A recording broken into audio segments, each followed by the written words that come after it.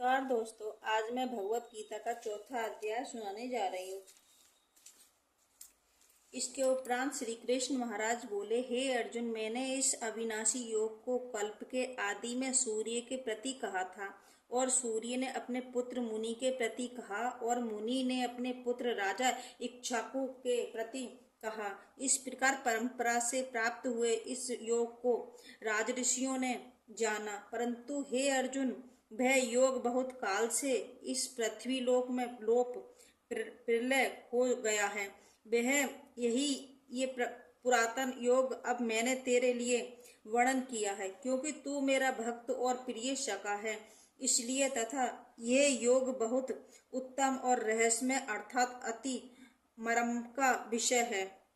इस प्रकार भगवान श्री कृष्णचंद्र महाराज के वचन सुनकर अर्जुन ने पूछा, हे भगवान, आपका जन्म तो आधुनिक अर्थात अब हुआ है और सूर्य का जन्म बहुत पुराना है, इसलिए इस योग को कल्प के आदि में आपने कहा था, ये मैं कैसे जानूं? इस पर श्री कृष्ण महाराज बोले, हे अर्जुन, मेरे और तेरे बहुत से जन्म हो चुके हैं, परंतु हे परातंत्र, उन सबको तू नहीं जानता और मैं जानता हूँ। मेरा जन्म प्राकृतिक मनुष्यों के सदृश नहीं है। मैं अविनाशी स्वरूप अजन्मा होने पर भी तथा सब भूत प्राणियों को ईश्वर होने पर भी अपनी प्रकृति को अधीन करके योग माया से प्रकट होता हूँ।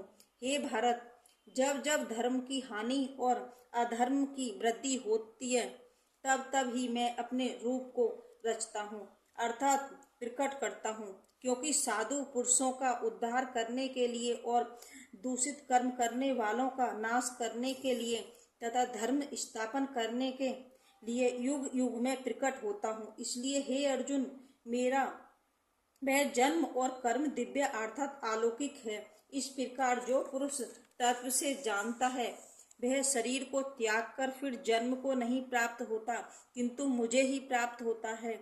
हे अर्जुन, पहले भी राग, भय और क्रोध से रहित अनन्य भाव से मेरे में स्थित वाले मेरे शरण हुए बहुत से पुरुष ज्ञान रूप तप से पवित्र हुए मेरे स्वरूप को प्राप्त हो चुके हैं।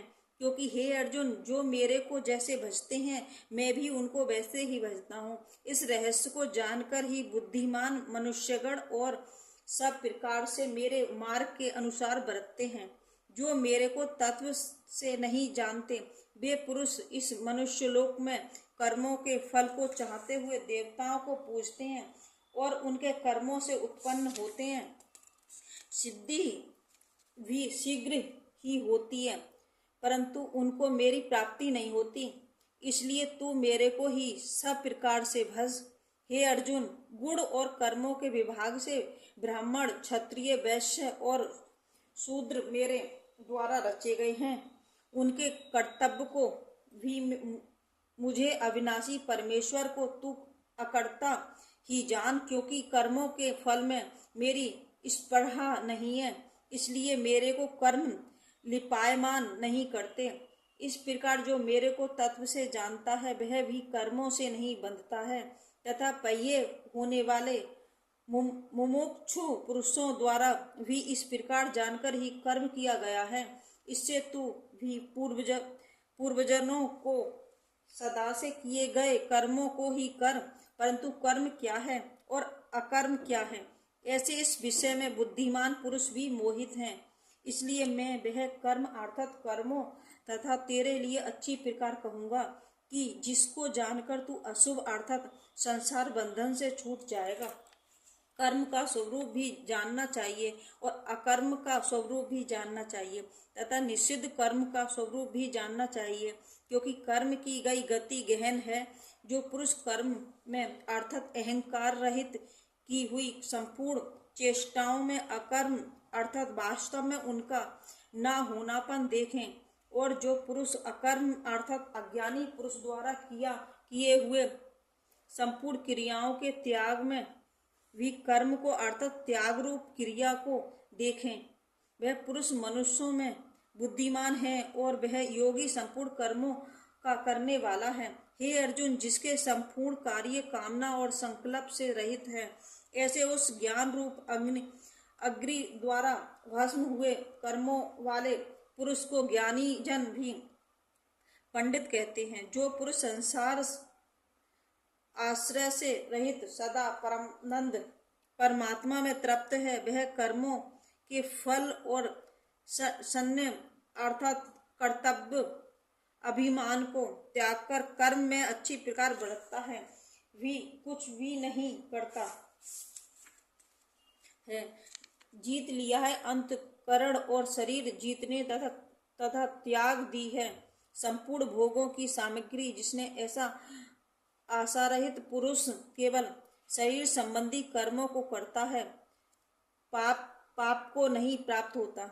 अपने आप जो कुछ प्राप्त हो उसमें ही संतुष्ट रहने वाला और हर्ष शोकादि द्वंद्वों से अतीत हुआ तथा मतस्ता अर्थात ईर्ष्या से रहित सिद्धि और असिद्धि समत्व बल वाला पुरुष कर्मों को करके भी नहीं बनता है, क्योंकि आसक्ति रहित ज्ञान में स्थित हुए चित्त वाले यज्ञ के लिए आचरण करते हुए मुक्त पुरुष के संपूर्ण कर्म नष्ट हो जाते हैं।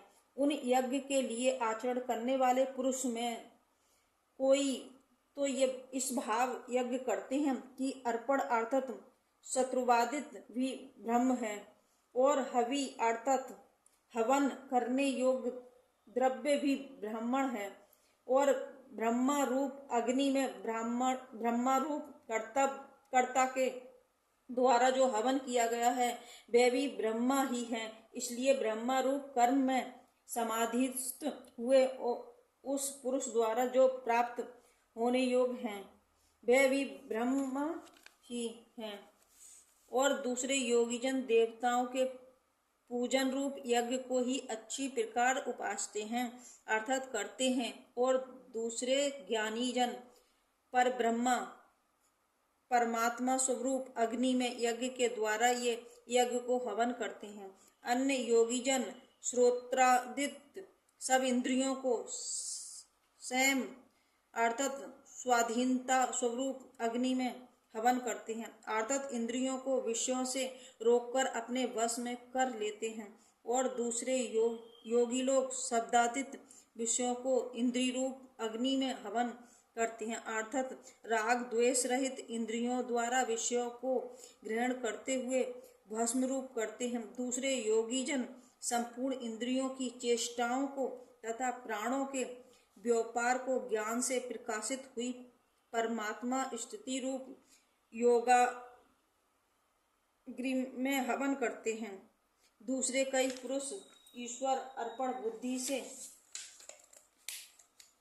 लोक सेवा में द्रव्य लगाने वाले हैं, वैसे ही कई पुरुष स्वधर्म पालन स्वरूप तत्व यज्ञ को करने वाले हैं और कई अष्ट योग रूप यज्ञ को करने वाले हैं। और दूसरे ऐसादि तीक्ष्ण व्रतों से युक्त यंत्रशील पुरुष भगवान के नाम का जाप तथा भगवा प्राप्ति विषयक शास्त्रों का अध्ययन रूप ज्ञान यज्ञ के करने वाले हैं। दूसरे योगी जन अपना वायु में प्राण वायु को हवन करते हैं, वैसे ही अन्य योगी जन प्राण वायु में अपान वायु में हवन करते हैं तथा अन्य योगीजन प्राण और अपान की गति को रोककर प्राण माय के परायण होते हैं।